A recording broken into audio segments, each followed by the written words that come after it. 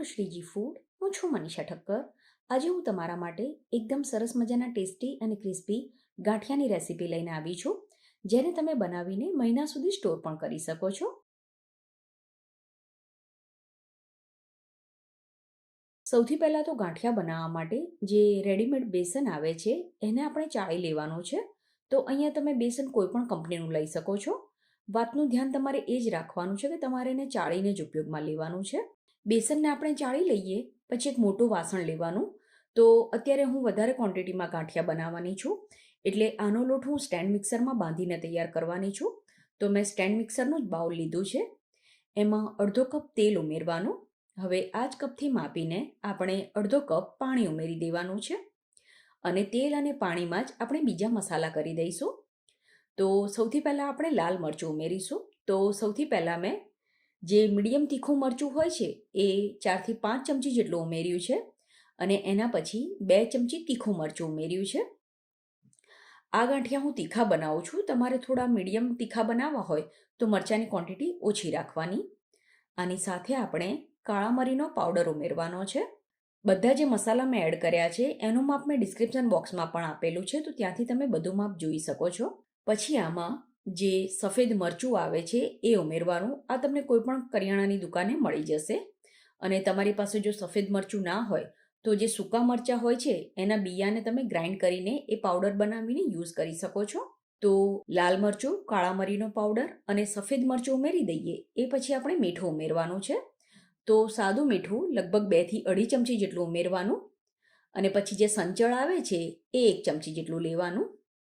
પછી આમાં અજમો ઉમેરવાનો છે, જેને હાથથી મસળીને ઉમેરવાનો, જેથી એની ફ્લેવર ખૂબ જ સરસ લાગશે. અને છેલ્લે આપણે આમાં થોડો જે ખાવાનો સોડા હોય છે એ ઉમેરી દેવાનો. તો એ લગભગ મેં 1/4 ટીસ્પૂન જેટલો ઉમેર્યો છે. હવે આ બધી વસ્તુને સરસ રીતે મિક્સ કરી દેવાની. આ પ્રોસેસ અત્યારે હું સ્ટેન્ડ મિક્સરમાં કરું છું. સેમ આ પ્રોસેસ તમે મોટી કથરોટમાં કે મોટી તપેલીમાં પણ કરી શકો છો. જો તમે કથરોટમાં કે તપેલીમાં લોટ બાંધતા હોય તો જે હેન્ડ વિસ્ક હોય છે એની મદદથી તમારે બધું સરસ રીતે મિક્સ કરી દેવાનું. તેલ પાણીમાં મસાલા મિક્સ કરવા માટે જે ક્રીમ whip કરવાવાળું અટેચમેન્ટ આવે છે એ મેં યુઝ કર્યું છે. તો આને આપણે 1 મિનિટ માટે મિક્સ કરી લઈએ.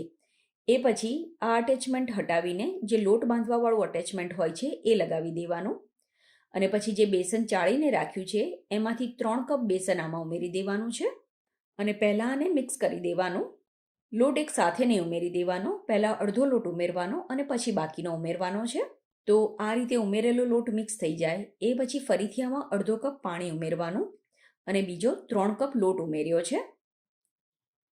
હવે જરૂર પડે એ પ્રમાણે આપણે પાણી ઉમેરવાનું.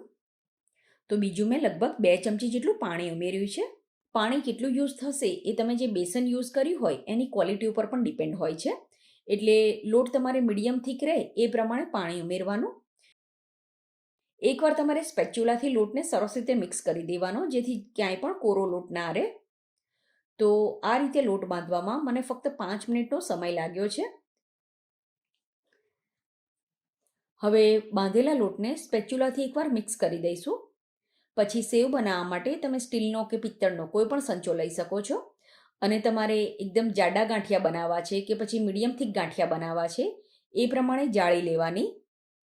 તો અત્યારે હું તમને જાડા અને મીડિયમ થીક બંને ગાંઠિયા બનાવીને બતાવીશ.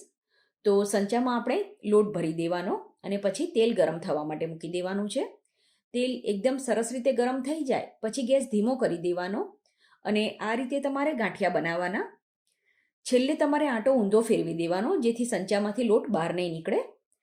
આને આપણે મીડિયમ ટુ હાઈ ફ્લેમ પર ફ્રાય કરવાના છે. એક બાજુ ગાંઠિયા તળાઈ જાય એટલે એને ફેરવી દેવાના.